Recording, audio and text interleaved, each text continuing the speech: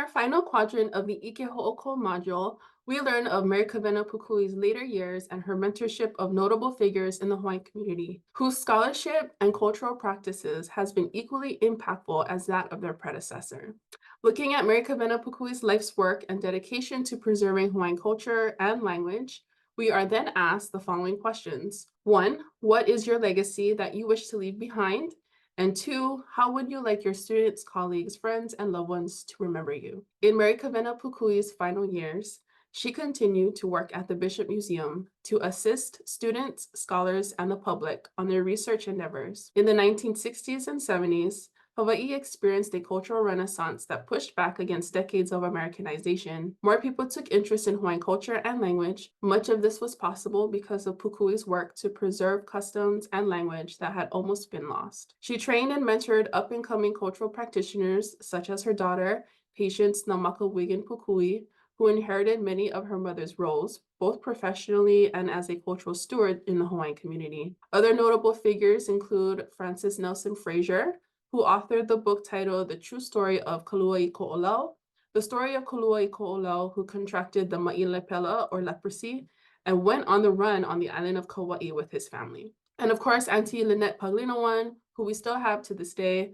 who also was a contributor to the most recent Nanaike Kumu Volume 3 on Ho'oponopono and continues to be sought after as a haku Ho'oponopono, or a facilitator to mediate conflict, and leads workshops to teach others how to become a haku ho'oponopono themselves. Mary Kawena Pukui would win multiple awards and receive special honors for all the work that she had done and accomplished in the course of her life, but would humbly accept these accolades in privacy or in intimate spaces. Her grandson, Lanakila, noted that his grandmother did not particularly enjoy the media attention she would receive for her work, for it was not the acclaim or vanity that interested her.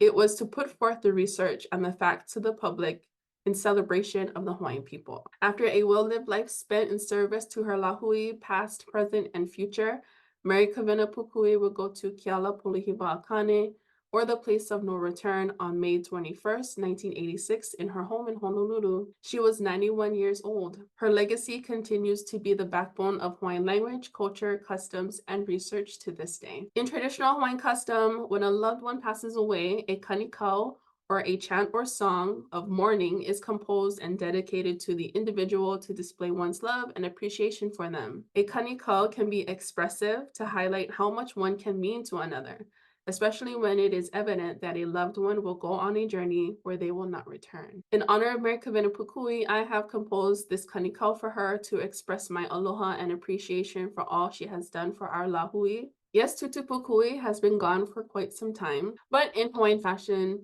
it is never too late. The title is He Kanikau no Kawena Ula, a chant of mourning for Kawena Ula. Awe, aloha oi e Kawena Ula, ka lei mamo mai ole a o ka u, e he ana nā kupuna I kou hoʻi mai, he pilikua, he kiaʻi, he makua no nā kama o Hawaii, ua ko ka hānai a ka lāhui, e hele wale ʻoe, e hele wale I ka malu a Kane.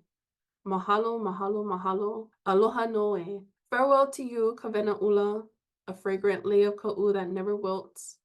The ancestors have called for you, for your return. A giant, a protector, a parent to us all, your nourishment upon us has been fulfilled. Go now. Go to the sanctuary of Kane. Thank you, and thank you so very much.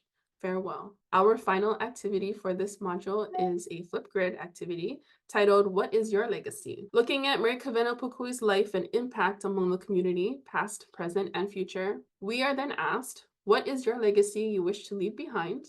And how would you like your students, colleagues, friends, and loved ones to remember you? Please share with us your mana'o via Flipgrid below. Mahalo nui for participating in this month's module, ʻIke Hoʻokō, or Applied Achievement. I look forward to listening and reading everyone's responses. Mahalo nui, and I will see you all in our next module, ʻIke Olapono, or Health and Wellbeing. Aloha.